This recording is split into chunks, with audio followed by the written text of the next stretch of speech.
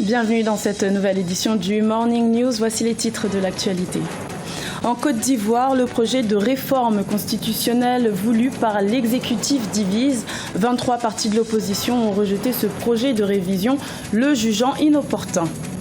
Le Maroc apporte son soutien au Niger dans la lutte contre le groupe terroriste Boko Haram. Le royaume chérifien prévoit de fournir des équipements militaires aux autorités de Niamey. Et puis, focus en fin d'édition sur le festival EG Musique en Guinée équatoriale. Cet événement a pour ambition de promouvoir la musique nationale et d'en dévoiler toutes les richesses. Le projet de réforme constitutionnelle initié par le président Alassane Ouattara fait débat en Côte d'Ivoire. Les 23 partis de l'opposition réunis dans le collectif des partis de l'opposition démocratique ont rejeté ce projet ce lundi 1er août. Cette révision, qui doit encore être soumise à référendum, est jugée inopportune par l'opposition qui invite l'exécutif à accentuer son action sur des dossiers prioritaires tels que la réconciliation nationale ou encore la lutte contre le chômage. Birama Saonera. En Côte d'Ivoire, le projet de révision des constitutions continue de faire débat dans les états-majors politiques. 23 partis réunis au sein du Code, collectif des partis de l'opposition démocratique, s'oppose à cette réforme de la loi fondamentale de la Côte d'Ivoire, voulue par le président Alassane Ouattara.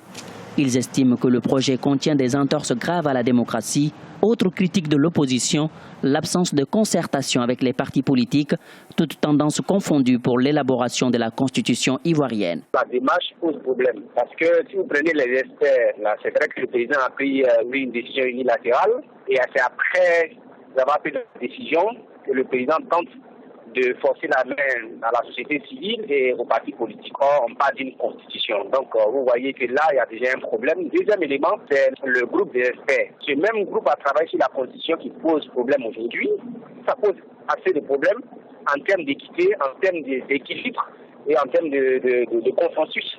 Du côté du pouvoir, l'on insiste sur des consultations enclenchées autour de ces projets de révision des constitutions. Le porte-parole du gouvernement estime qu'au terme de ces consultations, les observations des uns et des autres seront transmises au comité d'experts. Et ce que je peux dire, c'est que le débat est ouvert. Premièrement, quand ces personnes arrivent, il faut savoir qu'elles ont déjà réfléchi elles-mêmes. Donc elles viennent avec des propositions. Au-delà de ce que je viens de dire, le jeu n'est pas fermé. Le chef de l'État, chaque fois, leur dit retournez, poursuivez la réflexion et puis remettez-nous des propositions écrites. La rédaction d'une nouvelle constitution était l'une des promesses de campagne du président Alassane Ouattara, réélu pour un second mandat de 5 ans en octobre 2015. Le 31 mai 2016, un comité d'experts a été mis en place par le chef de l'État. Ce comité a pour mission de proposer un projet de constitution à soumettre au référendum qui devra se tenir entre septembre et octobre 2016. Également dans l'actualité, au Cameroun, le président du comité de vigilance de Djakana, au nord du pays, Abdourahmane Ali, ainsi que plusieurs autres membres du groupe ont été arrêtés par l'armée camerounaise. Ces membres du groupe d'autodéfense sont soupçonnés d'être en lien avec le groupe terroriste Boko Haram. Une enquête a été ouverte pour déterminer la nature exacte des liens éventuels entre ces deux groupes. Rappelons que le 30 juin 2016, un attentat suicide à Djakana avait fait une dizaine de victimes. Le Maroc s'engage par un appui militaire dans la lutte contre Boko Haram. Le royaume chérifien a prévu de livrer du matériel militaire et sécuritaire au Niger, un moyen de faire face aux attaques récurrentes du groupe terroriste dont le fief est situé au Nigeria, pays voisin du Niger. Les explications de Corinne Kamdem.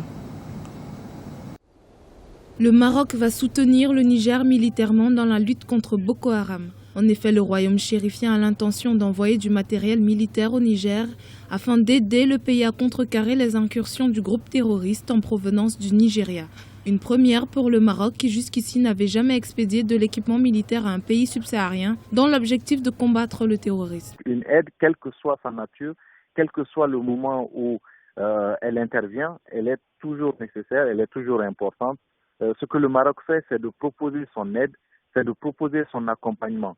Comment rendre l'aide, comment rendre l'accompagnement efficace, c'est au pays en question de réfléchir à cela. Les discussions seraient en cours afin de déterminer la nature exacte de cette aide militaire et les moyens de son expédition vers les autorités de Niamey. Selon des observateurs, afin de rendre cette initiative plus efficace, il faudrait trouver le moyen d'implémenter cette aide dans un cadre sous-régional. Aujourd'hui, il faut dire que tous les experts en sécurité et en défense s'accordent à dire que la lutte contre le terrorisme dans le contexte actuel ne peut se faire que dans un cadre sous-régional.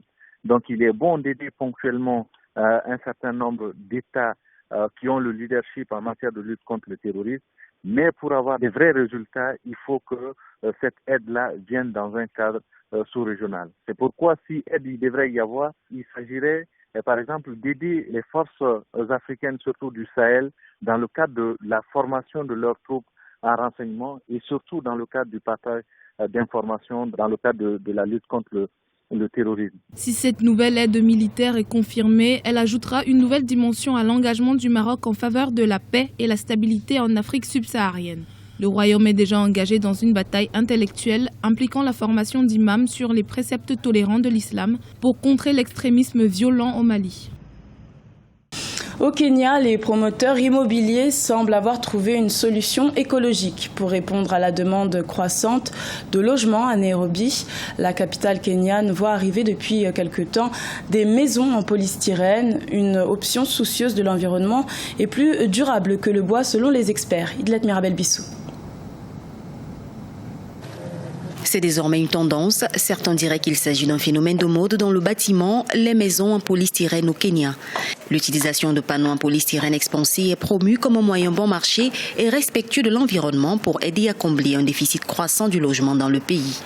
Selon les experts de l'industrie immobilière, la demande de logement est à plus de 200 000 unités par an.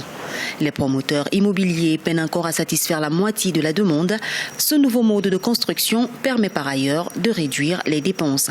Si vous construisez en utilisant du polystyrène, vous réaliserez des économies de coûts.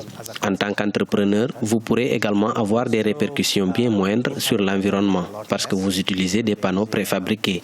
Donc, dans l'ensemble, c'est une bonne affaire pour votre poche et pour l'environnement. Cette technologie relativement nouvelle de la construction progresse dans le secteur du bâtiment en expansion au Kenya. Les entrepreneurs estiment que le polystyrène est moins cher et permet de gagner du temps. Pour les écologistes, c'est une option plus durable que le bois et soucieuse de l'environnement.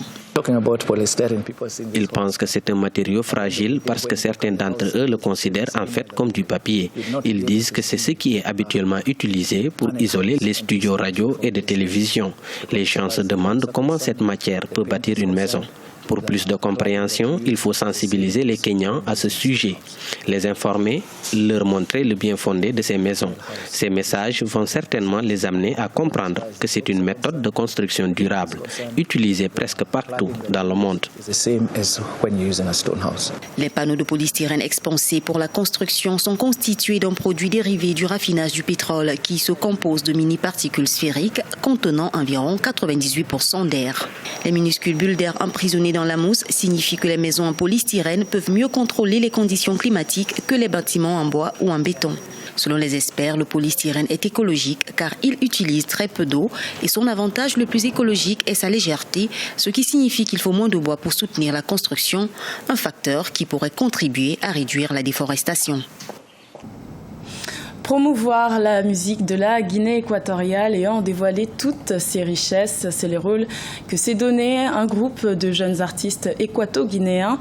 Ces jeunes musiciens sont à l'origine du festival G-Music créé en 2012 et cette 4e édition a l'ambition de révéler au public de nouveaux talents. Un reportage de notre correspondant en Guinée équatoriale, Léopoldo Enemembaswe. Les artistes de la Guinée équatoriale ont célébré le festival de la musique équato-guinéenne. Créé en 2012 par un groupe de jeunes artistes du pays, le festival Easy Music a pour objectif de relever de nouveaux talents et de promouvoir la musique nationale. Une opportunité pour un partage d'expériences entre artistes de différentes générations. Ce festival est une initiative très importante. C'est un moyen de concentrer tous les talents du pays sur une même scène. Je voudrais également que des artistes d'autres pays puissent participer pour voir le potentiel et le talent des artistes équato-guinéens. Cette initiative des jeunes artistes équato-guinéens doit être prise en charge par l'institution officielle, le ministère de la Culture. J'ai la foi qu'il va devenir un festival international. C'est la 4e édition du Festival de la musique équato-guinéenne. Malgré les difficultés, les organisateurs promettent de s'investir davantage dans la valorisation du patrimoine musical équato-guinéen. Il reste beaucoup à faire parce que notre rêve est de voir participer un artiste équato-guinéen lors d'un festival hors du pays, comme ceux de la Côte d'Ivoire ou du Cameroun, grâce à notre festival. C'est l'un des grands défis que nous avons. Nous ne serons pas satisfaits tant que nous ne l'aurons pas atteint.